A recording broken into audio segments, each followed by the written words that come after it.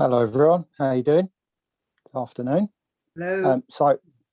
Excellent, good. Well, we're joining from all across the country, which is nice, even though we can't all be together in person.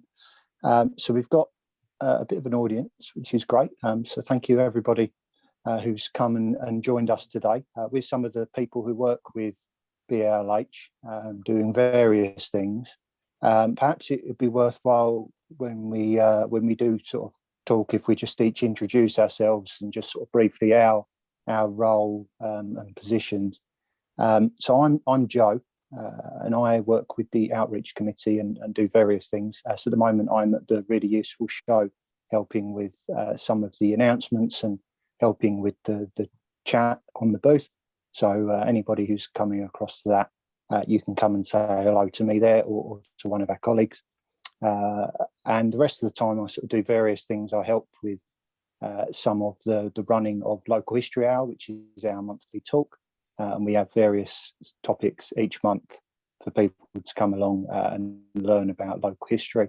So I don't know, really, for this, we'd just like to sort of tell you a little bit about ourselves and some of the things we've been doing. So I was hoping maybe actually if David would go first.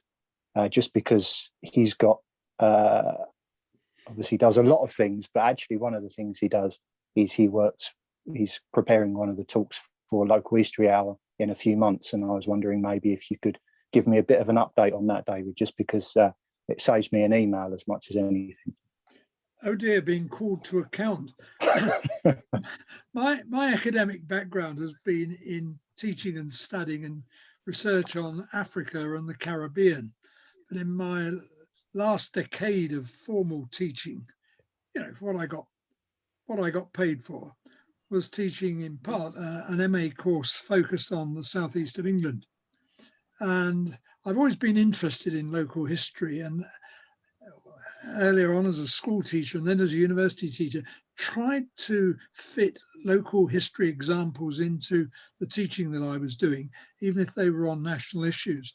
So this whole question of how something like Africa or the Black Atlantic, which I'm interested in, or the Caribbean fits into local history is an intriguing one.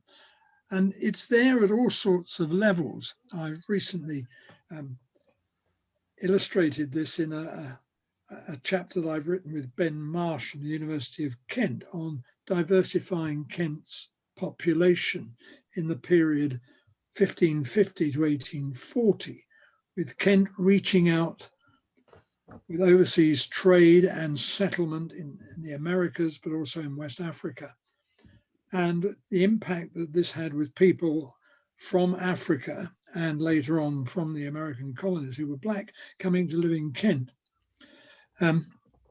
Ian Taylor and I, Ian is the treasurer of the BALH. We have just finished a book on Sevenoaks, the town in which we had lived for a long time. And it's called An English Market Town, Sevenoaks, 1790 to 1914.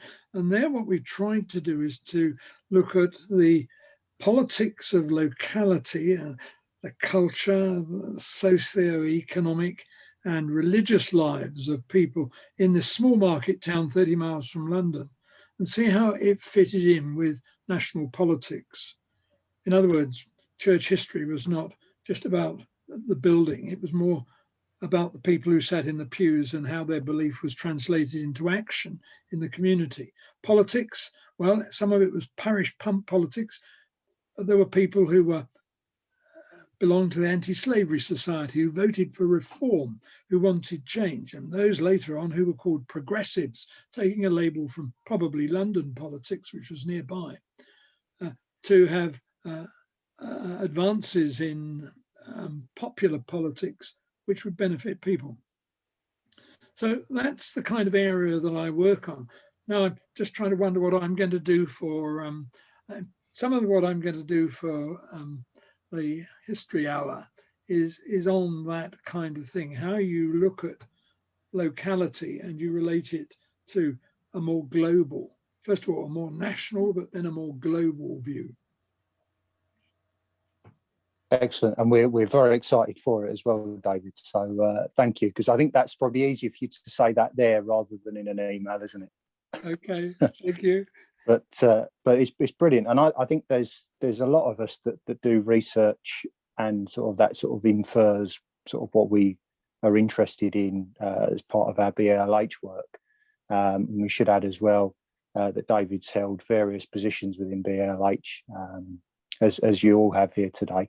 I was just wondering, actually, Claire, you were telling me about some interesting research that you'd been doing. I was wondering if maybe you'd like to share a little bit about that, some work that you've been doing during lockdown.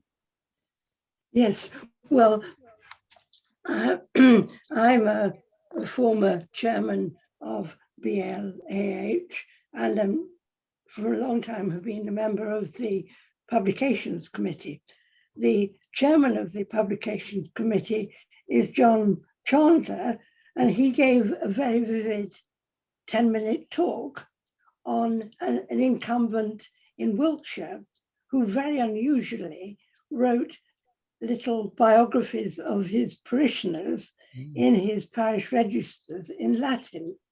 Now, this reminded me of a York incumbent who did something rather the same, though he, a little earlier, and his comments were in English. He's called John Stoddard, and he and his young wife came to York from Cumberland around about 1590.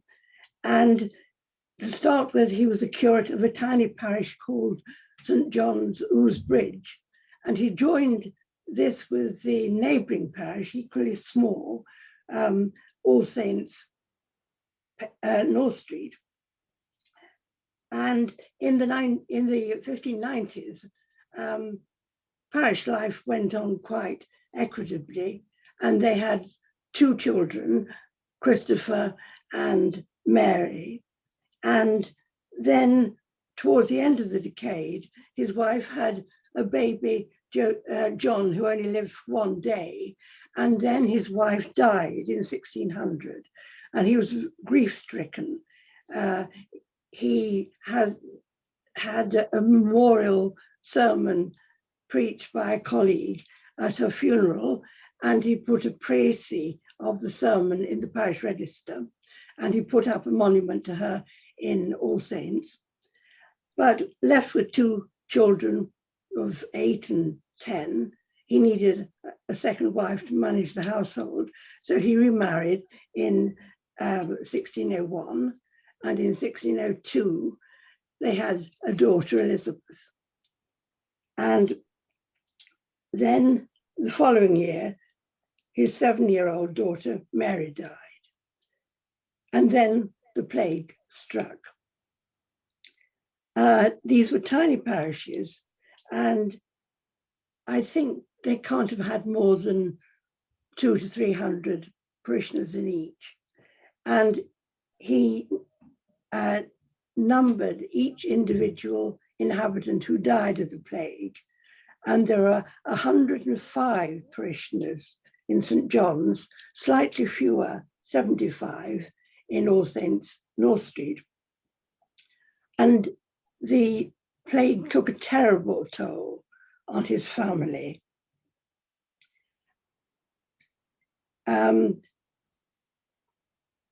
When the plague struck, he'd got only 2 children left. He'd got his son, Christopher, who was 11, and the baby, who was just over 1, Elizabeth.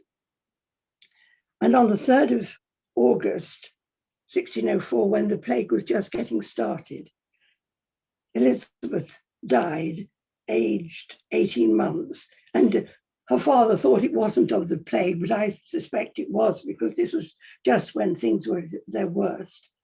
On the 28th of that month, his wife gave birth to another baby, Joseph. Then at the beginning of September, on the 5th of September, his 2 servants who'd come over from Cumberland with him, they died. 2 days later, Christopher died. And then at the end of the month, the 3-week-old baby Joseph died, so that by the end of September, the family had no children left at all.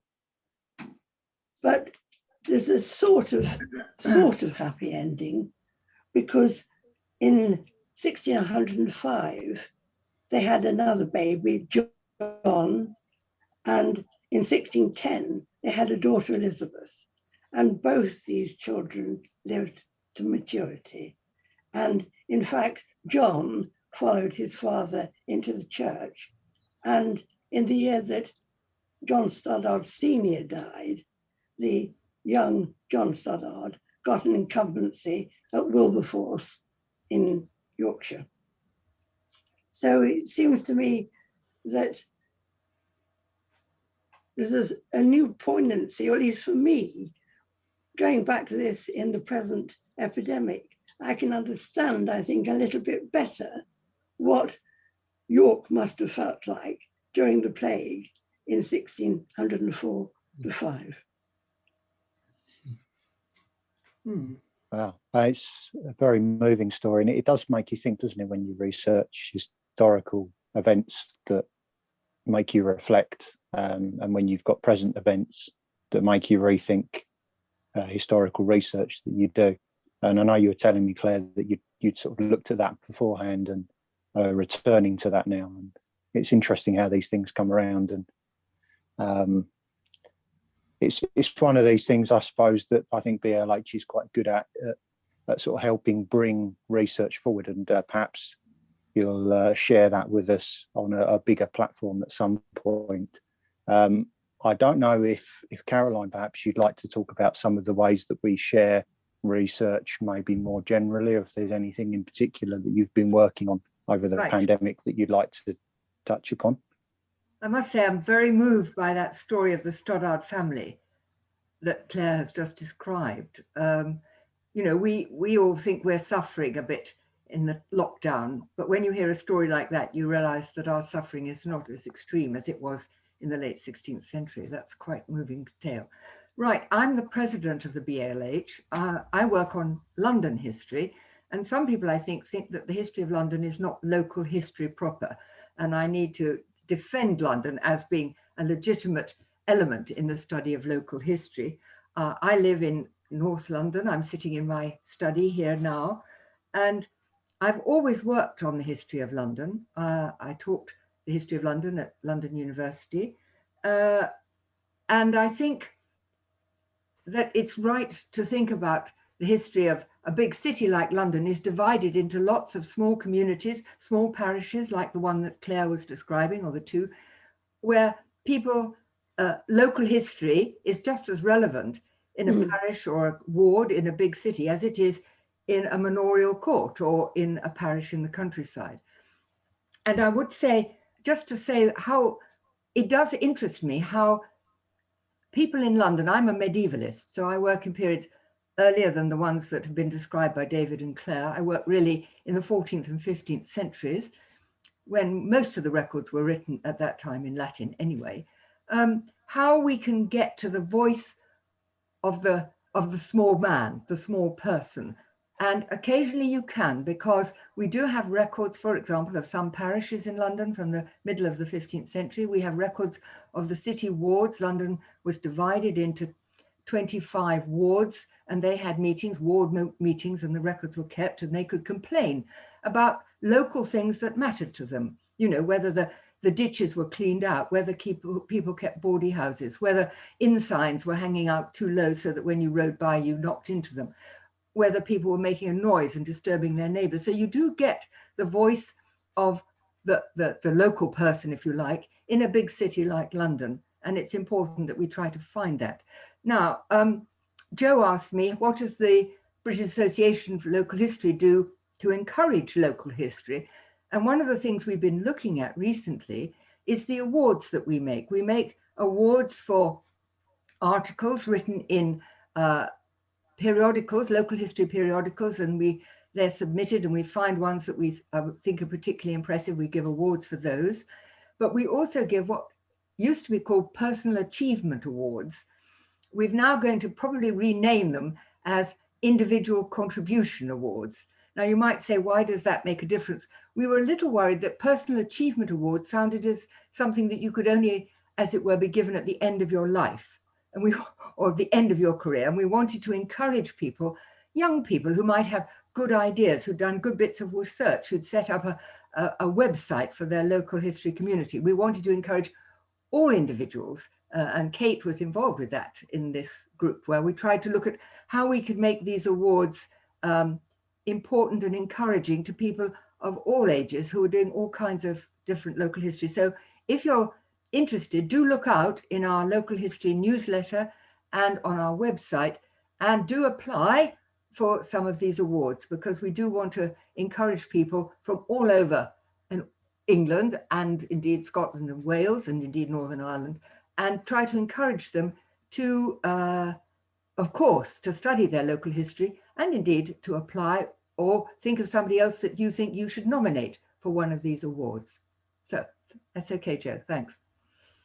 Thank you very much. Yes, I think it's nice to accept, to sort of to offer praise and support, as well as a platform for sharing research that we do through our periodicals and through our website, and really to be a champion, I think, for local history, whether it's at an individual level, but also with the support that we offer societies as well. So I think that is a really positive thing that BALH does, as we sort of look at local history across Britain.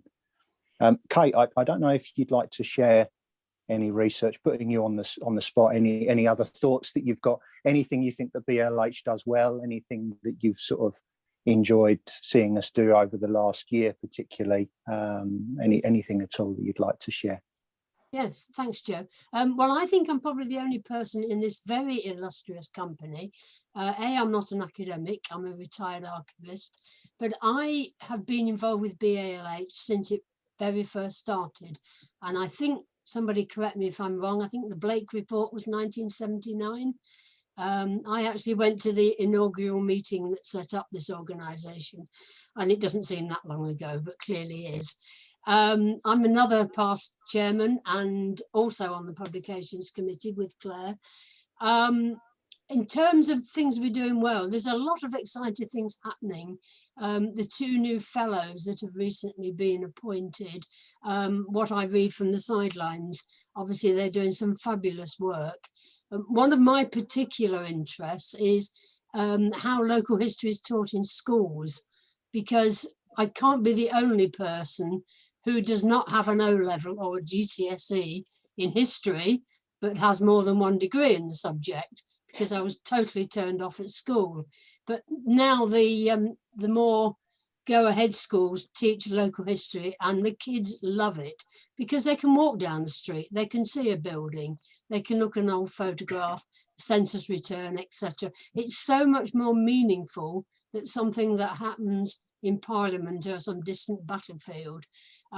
So I think we've done quite a lot of good work. We used to have field officers, of course, in the early days. Don't know if anybody else remembers those. Gosh, I am sounding old now. I'll better shut up. No, not at all. I'm afraid I don't remember, but I think some of my other colleagues here will. You're far too young, Joe. I know. I'm very sorry. I can go if I'm making you all feel old. I think the schools things actually is a nice thing for me to come into, because that really is something that has been very exciting to be part of. And I've been doing some research as part of this project, as one of the projects that BALH supports with schools, which is called Meanwhile Nearby. And that is to help teachers prepare research materials for their students in secondary schools. So as part of that project, we've been paired up some of the people within BALH with secondary school teachers who've expressed an interest.